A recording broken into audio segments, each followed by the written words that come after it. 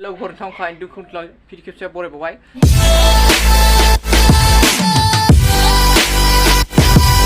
दिनै last exam आरोना ओमफ्राय दिनै भिडिअ लानो सानदों आङो दा कलेज थांना लायनोसै ओमफ्राय दा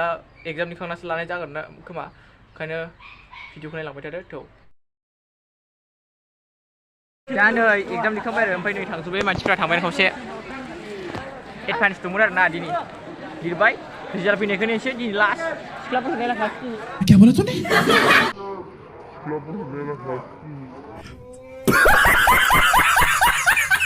नै दा खावला सिबला जोंना टिमा लिरना फैजोबो नै सिख्लाबो दं नै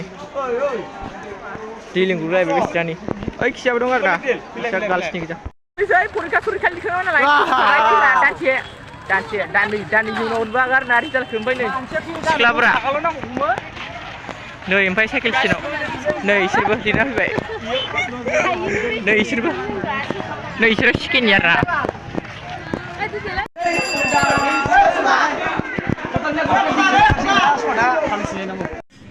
जानोसै जानि आसल जाग्रोयो सिगां जानायाव नाम्बार 1 खा खुर नाम्बार 1 खास बां खैनो मोजां खिन्थि आं बै रब्रा जानो